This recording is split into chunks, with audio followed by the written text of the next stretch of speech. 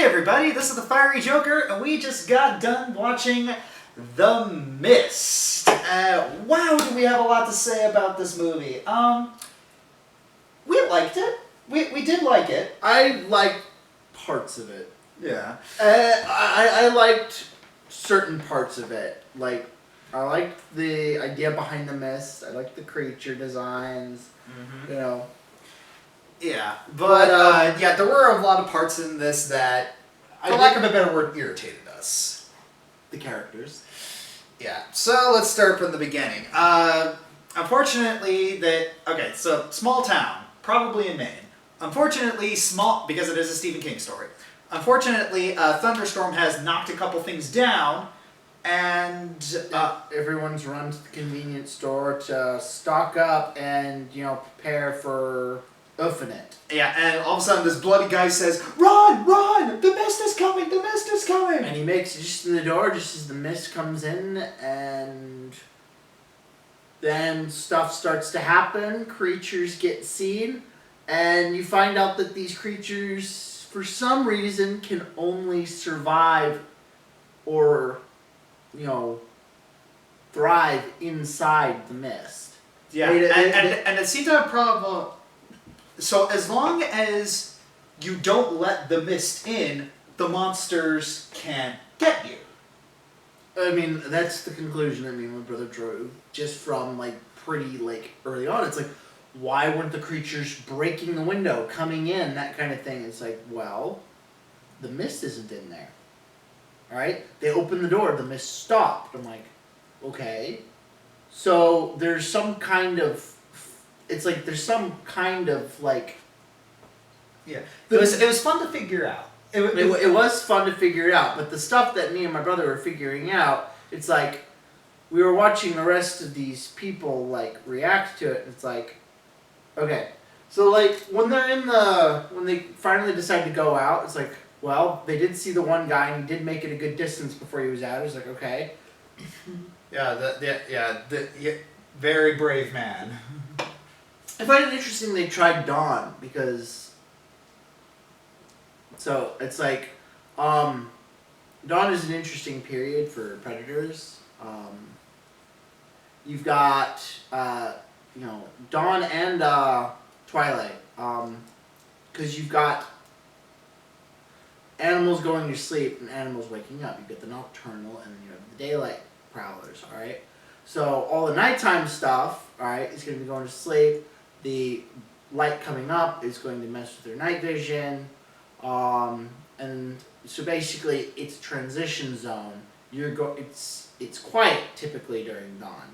Not a whole lot happens during dawn, at least in our wild. So I would have bet, that would have been the best shot of movement time in the mist if these creatures followed any type of rules. And it was a good guess because it worked.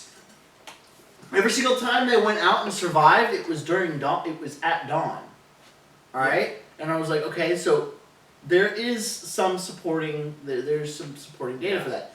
And then, when they're going to the convenience store to try and get the medicine. The pharmacy. The pharmacy to get the medicine. It's I heard a noise. Alright, guys. That should have been... That should have been, alright, our cover's blown. Alright, everyone out. Everyone out. Honestly, that was kind of our biggest problem with the movie. It's these guys, they're way too curious for their own... Their survival instincts were crap. I'm why are the guys that are surviving have the worst survival instincts? It's you hear a noise, alright, sure, that means freeze, not go towards it, alright? If anything, you need to act a rational person being. Okay, we got weird creatures out in the mist. You heard something. It didn't... You're talking, alright? It's not calling your name. It's not, hey, is there someone in here? It's not local. You look, you say, okay, it's not one of us, alright? We didn't come out here to rescue anything or anyone or anything like that, alright? We see the mist is in the building, okay? We see signs of stuff happening inside the store, alright? you hear a noise. Common sense should say, well, we should probably get out of here. All But right? no, let's go deeper in and try and figure out what it is. And I know why they did that. It was in order to get that guy in there to shout that it was our fault, that sort of thing. And yeah, it was to show off. It was to show off the spider monsters, but. And then there was the really irritating character. Oh my gosh. We're not sure, but we're starting to pick up on... Stephen King might have a chip on his shoulder when it comes to men and women of faith. It's like every negative stereotype I've ever heard of but never seen about a Christian in the last 2 movies we just saw, written by Stephen King, were always rolled into one woman. So either he hates men and women of faith, or he just hates women. or maybe both. I don't know. It's just like, I don't know why, but it's like... It's always a woman. Alright, he builds up these strawmen, like, Christians, and it's like, I get the feel, I get the feeling, it's like, I give Mr. King props. I mean, you can tell he definitely read the Book of Revelations. I actually pulled it out to... We fact-checked this. We fact-checked. It's like, we got a Bible right here. We fact-checked it. I get the feeling that I'm 90% sure that when he was writing this, he used just Revelation as his, design for this thing. But he used a very specific part of Revelation, and he skipped a lot of stuff. Yeah, so there's a bit of context. I get it. It's like they're trying to build up this lady as crazy crazy and grasping for straws, and this definitely there was a reason. There's definitely some stuff in there, but I mean, some of the stuff that she was saying and doing is like, all right, was giving some of the things she said weight, and I'm like, okay. But what are you trying to say there, King? Well, but that's the thing, is that the best lies and the best delusions are always sprinkled with a little bit of truth. Yeah, and it's like, this lady was just making me angry. Yeah, it's like throughout the movie, we were just kind of talking about what would we do if we were in this situation? But like really, really early on, I'm like, I think we need to talk to this lady about going out into the mist. Because I was like, we need to get rid of this lady. This lady needs to be duct taped or something. She needs to shut up. And I was telling he was like trying to talk me up the ledge, and then like next day we were both like, I'm like, and then she eats it, and we both throw our hands up in the air. Yes, I feel horrible for wishing someone dead so badly, but oh my gosh. And then it instantly solved every problem, her death. I was like, yeah, that's wow. And then the ending. I'm disappointed in that ending. Yeah, that kind of ties into our second biggest problem with this, is the characters. They are hasty and they are dumb. And they are hasty. It's because... Okay, so what happens is they finally get to the car, and they're driving for a little bit. And they drive till the gas runs out, and they have a gun with 4 bullets, and there's 5 in the car. It's like, all right, well, we're out of gas. Guess we're gonna have 4 bullets, but I guess 4 bullets, 5 people. Yeah, 4 bullets, 5 people. It's like, all right, we're out of gas. I guess it's Russian roulette, people. I'm like, why is that your go-to backup plan for running out of gas? You haven't seen creatures in hours, all right? You've been driving till you're empty. It's like, for all you know, the mist ends right there. Well, they didn't know if it ended, but... You didn't know if it ended, but that's it. You didn't know. Get out, stick together, and you got nothing to lose. You had nothing to lose. But maybe a more frightening, maybe a more frightening way to go. But I mean, you did have those bullets. I mean, you did have the bullets, but I'm like, I wouldn't even bother with the gun. I'm like, the gun wasn't even worth it. I'm just like, the size of those creatures. I'm just like, you know what? Heck, like, pull up next to another car. Pull up to next to another car and climb in. It probably still has gas. Yeah, it's just, we felt that was a very hasty ending because, of course, as soon as he pops all of them off, the mist dissipates. Yeah, the mist ends after he kills his kid, the girl who backed him the whole way, and the two old people in the back.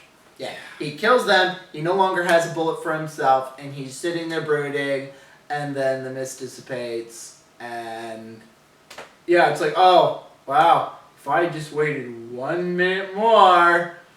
Darn, if I just waited 1 minute more. Then again, it's like maybe, it's like if we're pushing it, maybe this is a cautionary tale about losing hope.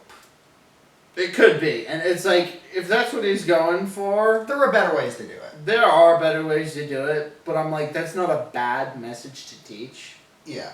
Still, that ending sucked. Yeah, that ending was a suck. I mean, you got that message across with just the people in the convenience store watching the truck drive off. Yeah. I was like, all right, good message. Yeah, and all of that, and once the... Look, hope came. And now it's driving off, guys. They made it. All right? Yeah. And the truck's driving away now. Yeah. But yeah, what was your favorite creature? The tentacle one. Yeah. It transformed. It reminded me, it gave me the kind of idea of like Emrakul. Oh gosh. My gosh, it was a tentacle with blenders attached. Oh yeah, that was another part where everyone was just dumb and just watching.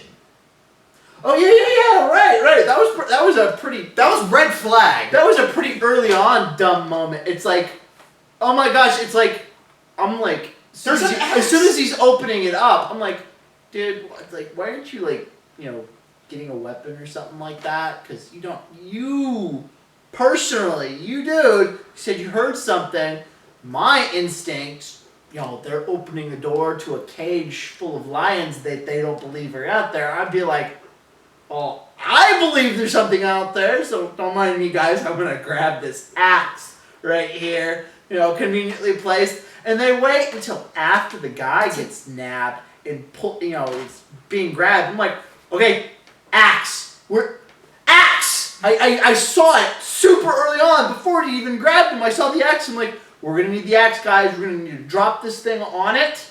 All right? And the tentacle that's stuck under the door, we're going to have to try and injure it in a way that causes it to pull it back out. Or that was my train of thought. And then the guy gets grabbed and the only one tentacle is, and it's like, okay, well, now you have to use the axe to try and say, oh, wow, there goes his leg. Oh, there goes his chest. There goes his chest. Oh, and now he's still alive. He's been pulled in. Dude, you can still get the axe. Oh, wow. So, yeah, there were a lot of points in this movie where it's like they made some abominably stupid decisions. I mean, like, we're used to thinking calmly under danger. We've been in a lot of situations. It's like we've been in that fight or flight scenario. And it's like, typically, I mean, I've frozen before predators. I've actually come across predators and I've frozen. It took me, in that state of mind, it took me half a minute to actually think and rationally tell myself what I should do in the situation. And I eventually did get myself to do what was... It took me a minute. I'll confess, I did freeze. But you had... Are you sure it was half a minute? Cause it probably felt like half a minute. It was probably... Yeah, because I remember when that warthog charged at me, it's like... it was just kind of, when the Warhawk charged at me, it was kind of instinctual, but whenever other things happen, like when I narrowly evade like a car accident, it's like, it feels like it just kind of slows down, and then it just takes my brain a while to catch up. So, it's just like, I'm able to actually think about my situation. I mean, I get that there's some people that can't, alright? That can't think, they're just completely dumbstruck with terror, but we didn't have anybody even like that in this movie. We had maybe the hillbilly. Yeah. The hillbilly, he played, what's his name in Shawshank. I was like, oh, he's in this movie. I was like, oh, I liked him in Shawshank. Wait, I just realized, wasn't the main character in this the Punisher? Yes. Oh my gosh, I just got that. At least I think he was. He looked like him. Yeah, he certainly did look like him. I'd have to, when you make the connection, I'd have to watch the movie again. But I'm like, but yeah, that was because I remember, it's like, and the reason why I was actually certain that the mist didn't go on forever is because I remember from the clip, right when the mist is coming down into the water, you notice that it was flowing down in between the two mountains. It wasn't just coming like a wall or anything like that. It was flowing down, which means it was affected by gravity, and you know, it's like, which meant that all you had to do was go up a hill and you'd be above the mist. And I'm like, if at least that was the same mist. I'm assuming that was the same mist. And I'm like, they did note that mist that they were looking at was behaving oddly. It was coming out during a very odd time of day, and it was coming across the water during that time of day, which is weird. I mean, you can see mist coming across the water, but just not during that time of day. And it's like, still, it was reacting to the environment in a way that it would have natural barriers. Yeah. But yeah, and in summary, it's a cool concept, cool monsters. I just didn't like the characters that much. Didn't like the characters. They were dumb and they were annoying and they were strawmen. But the strawman was. But one thing I did like about this movie is its constant sense of peril. Oh yeah. So it was definitely scary. Yeah, we did like it. It felt like forever watching this movie. So this is one of those like type of horror movies. Is like horror has a sad ending. Oh yeah, this one has a sad ending. So, I might give a disclaimer at the beginning of this review. It's just like a spoiler warning, disclaimer, sad ending movie. It's just like, but yeah, and I'd probably give this about 7 out of 10, 6.5 in that area. I don't know. I put a lot of stock into the ending of something. I put a lot, for me personally, I put a lot of stock in how you end something. So, and I'm like, that ending, that just really. Yeah, but it was a movie that got us. I mean, it was a fun ride, and we were talking through. I mean, we were interested. We were engaged. We were definitely engaged. The movie prompted me to pull out my Bible. Yeah, it's definitely we'll give it that. We'll give it that. The Bible lady made me want to punch her. So bad. Hey, well, thank you all for joining us. See you tomorrow. Have a lovely, lovely day.